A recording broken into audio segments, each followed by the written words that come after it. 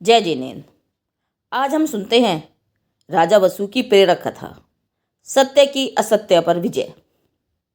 यह कहानी राजा वसु, नारद और पर्वत के जीवन के द्वारा हमें सिखाती है कि सत्य ही सच्चा धर्म है और असत्य पतन का कारण बनता है। तो आइए इस पावन कथा के माध्यम से जानें सत्य की शक्ति और असत्य का परिणाम। वीडियो को अंत तक देखें क्योंकि इसका संदेश आपके जीवन को नई दिशा दे सकता है। स्वस्तिकावस्ती नाम की एक सुंदर नगरी थी। उसके राजा का नाम विश्वावसु था। विश्वावसु की रानी का नाम श्रीमती था। उनका एक वसु नाम का पुत्र था। वहीं एक क्षीरकदम नामक विद्या गुरु रहते थे। वे बड़े सुचरित्र और सरल स्वभावी थे। उनकी पत्नी का नाम स्वस्तिमती था। उनका पर्वत नाम का पुत्र था। दुर्भाग्य से वह पापी और दुर्व्यसनी था। कर्मों की कैसी विचित्रता होती है। पिता जितना धर्मात्मा और सरल स्वभावी है, उसका पुत्र उतना ही पापी और दुराचारी है। इसी समय एक अन्य नगर से सेठ का पुत्र नारद, जो कि अभिमानी और सच्चा जिन भक्त था, क्षीरकदम गुरु के पास पढ़ने के लिए आया। राजकुमार वसु, पर्वत और नारद तीनों क्षीरकदम गुरु के पास एक साथ पढ़ने लगे। वसु और नारद की बुद्धि अच्छी थी, इसलिए वे थोड़े ही समय में अच्छे विद्वान हो गए। अब रहा पर्वत। एक तो उसकी बुद्धि पाप अनुगामिनी थी, उस पर भी पाप के उदय से उसे कुछ आता जाता नहीं था। अपने पुत्र की यह हालत देखकर उसकी माता ने एक दिन गुस्सा होकर अपने पति से कहा, जान पड़ता है आप बाहर के लड़कों को अच्छी तरह पढ़ाते हो और अपने स्वयं के पुत्र पर आपका ध्यान नहीं है। उसे आप अच्छी तरह से नहीं पढ़ाते, इसीलिए उसे इतने दिनों तक पढ़ने में कुछ भी नहीं आता। क्षीरकदम ने कहा, इसमें मेरा कोई दोष नहीं है, मैं तो सभी को एक जैसा ही पढ़ाता हूँ। तुम्हारा पुत्र ही मूर्ख है, पापी है, वह कुछ समझता ही नहीं। अब इसके लिए मैं क्या करूँ। एक दिन की बात है, वसु से कोई अपराध बन गया जिससे उसे गुरु ने बहुत मारा। उस समय स्वस्तिमती ने बीच में पड़कर वसु को बचा लिया। वसु ने अपने को बचाने वाली गुरु माता से कहा, हे माता, तुमने मुझे बचाया, इससे मैं बड़ा उपकृत हुआ हूँ। कहो आपको क्या चाहिए, वही लाकर मैं आपको प्रदान करूँगा। स्वस्तिमती ने उत्तर में राजकुमार से कहा, पुत्र, इस समय तो मुझे कोई आवश्यकता नहीं है, पर जब जरूरत होगी तब मांग लूंगी। इधर एक दिन क्षीरकदम के मन में प्रकृति की शोभा देखने की उत्कंठा हुई। वह अपने साथ तीनों शिष्यों को भी अपने साथ ले गया और उन्हें वहीं पाठ भी पढ़ा दूंगा। यह सोचकर वे एक सुंदर बगीचे में पहुंचे। वहां कोई अच्छा पवित्र स्थान देखकर वह अपने शिष्यों को पढ़ाने लगा। उसी बगीचे में दो रिद्धिधारी महामुनि आपस में धर्म की चर्चा कर रहे थे। उनमें से छोटे मुनि ने क्षीरकदम को पाठ पढ़ाते हुए देखकर बड़े मुनिराज से कहा, प्रभो देखिए कैसे पवित्र स्थान में गुरु अपने शिष्यों को पढ़ा रहे हैं। बड़े मुनिराज ने कहा, अच्छा है, पर देखो इनमें से दो पुण्यात्मा हैं, वे तो स्वर्ग जाएंगे और दो पाप के उदय से नरक के दुख भोगेंगे। क्षीरकदम मुनिराज को नमस्कार कर अपने घर आया। उसे इस बात का बड़ा दुख हुआ कि उसका पुत्र नरक में जाएगा, क्योंकि मुनियों के वचन कभी मिथ्या नहीं होते। कुछ दिन बाद कोई ऐसा कारण दिख पड़ा जिससे वसु के पिता विश्वावसु अपना राजकाज वसु को सौंपकर नगर दिगंबर मुनिराज हो गए। राजकार्य अब वसु करने लगा।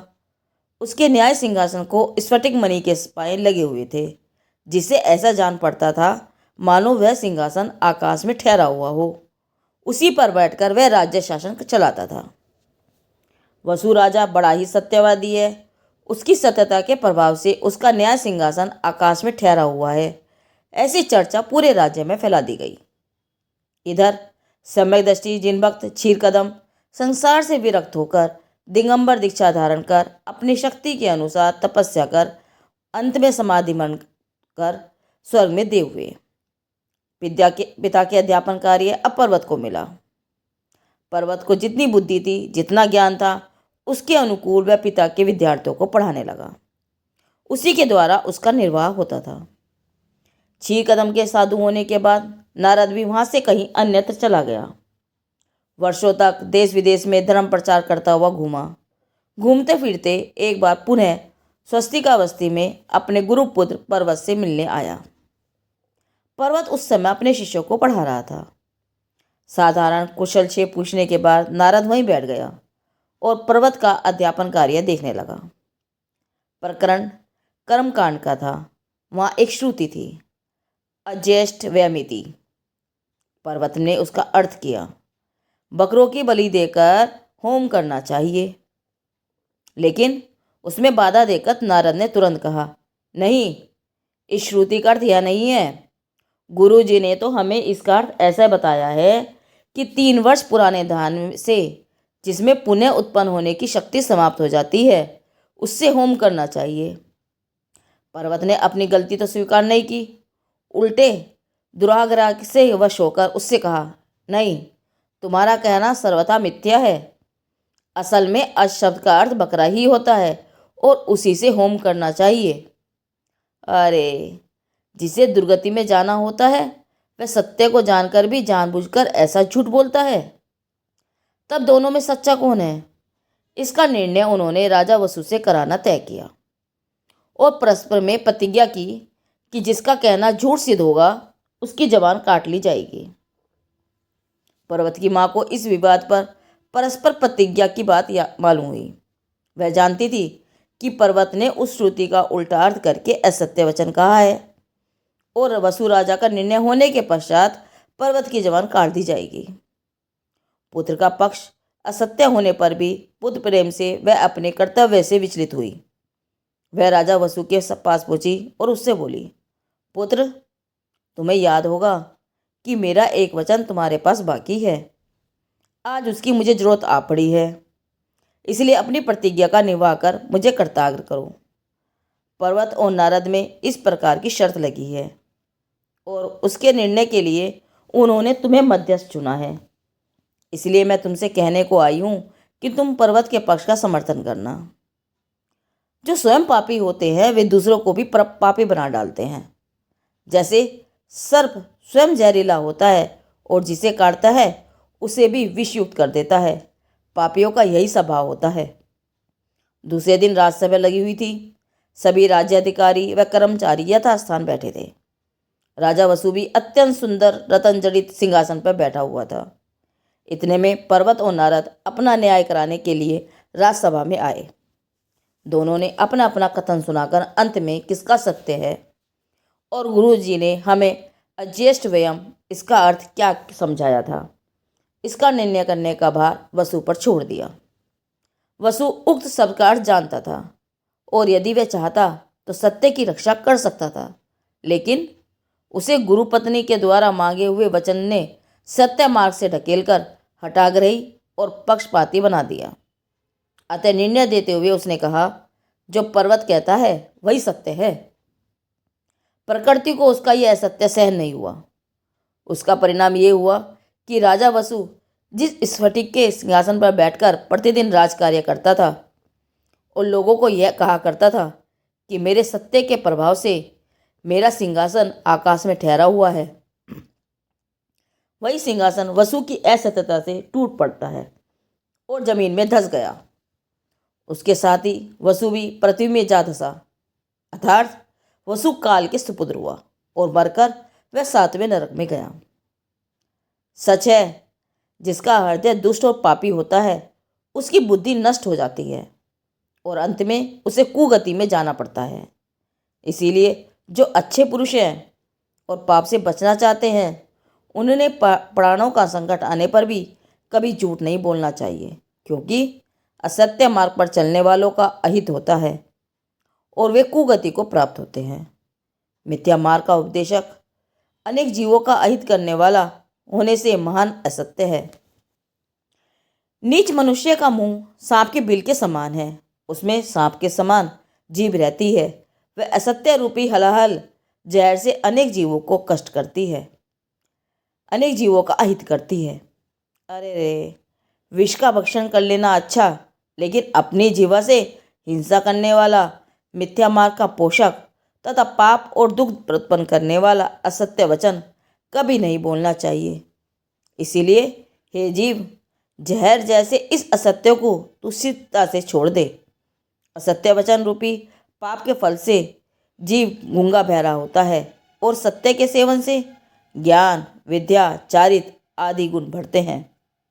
इस प्रकार राजा वसु तो नरक में चला ही गया और पर्वत की दुष्टता देखकर प्रजा के लोगों ने उसे राज्य के बाहर निकाल दिया और नारद का बहुत आदर सत्कार किया।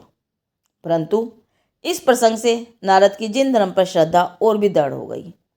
अंत में नारद ने संसार से उदासीन होकर जिन दीक्षा ग्रहण कर ली। मुनि होकर उसने अनेक जीवों को कल्याण के मार्ग में लगाया और तपस्या द्वारा पवित्र तंत्र की आराधना कर आयु के अंत में सर्वार्थ सिद्धि गया। सत्पुरुषों ने सत्य, अचौर्य आदि व्रतों का वर्णन अहिंसा व्रत की रक्षा के लिए किया है, जहाँ सर्व जीवों का हित करने वाला और श्रेष्ठ व्रत की सिद्धि का कारण उत्तम सत्य कहलाता है।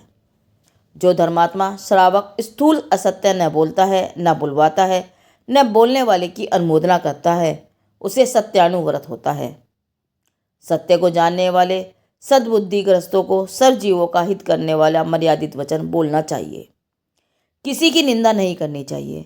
सब जीवों के लिए सुख देने वाली भाषा बोलनी चाहिए। हे भव्य, तू सदा सर्वदा ऐसे ही वचन बोल कि जिससे आत्मा का कल्याण हो, धर्म का कारण हो, यश देने वाला हो और सर्वथा पाप रहित हो।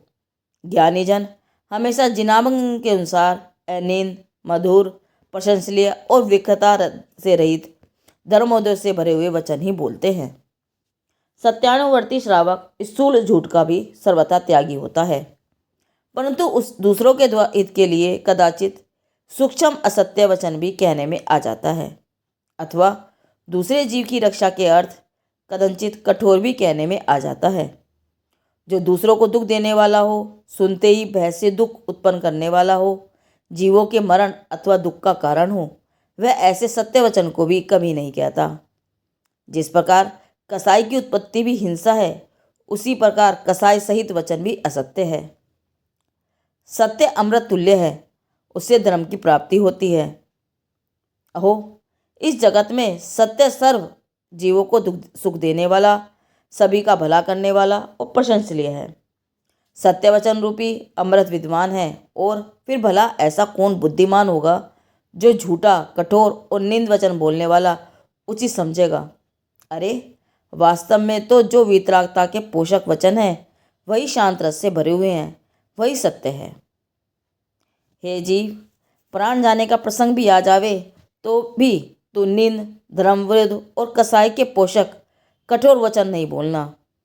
जो वचन कर्कश, कठोर और बुरे हैं, जो पाप के उपदेश से भरे हुए हैं, धर्म से रहित हैं, तथा जो वचन क्रोध उत्पन्न करने वाले हैं, जो विषय कसाई के पोषक हैं, जो देव, गुरु, धर्म से दोष लगाने वाले हैं, जो शास्त्र विरुद्ध हैं तथा देश विरुद्ध हैं, जो नीच लोगों द्वारा बोले गए हैं, इत्यादि ऐसे सब प्रकार के असत्य वचनों को हे जीव तू सर्वथा छोड़ दे। मरण आए तो भी ऐसे निंद असत्य वचनों का उपयोग नहीं करना। इस कथा से हमें यह अमूल्य शिक्षा मिलती है कि सत्य अमृत है और असत्य विष के समान है। जो सत्य का मार्ग अपनाता है वही आत्म कल्याण और मोक्ष की राह बढ़ता है, और जो असत्य का सहारा लेता है उसका अंत दुख और पतन होता है। आइए हम सब यह संकल्प लें कि प्राण जाए पर सत्य न जाए। हम अपने जीवन में सत्य, अहिंसा और जिन धर्म के सिद्धांतों का पालन करें। यदि यह कथा आपके हृदय को स्पर्श करे तो इसे लाइक और शेयर करें, और ऐसे ही आध्यात्मिक एवं प्रेरणादायक संदेशों के लिए हमारे चैनल को सब्सक्राइब करें। सत्य की असत्य पर विजय। राजा वसु की यह प्रेरक कहानी जैन कथा संग्रह भाग 1 से ली गई है। जिनदेव की वाणी, आगम वाणी।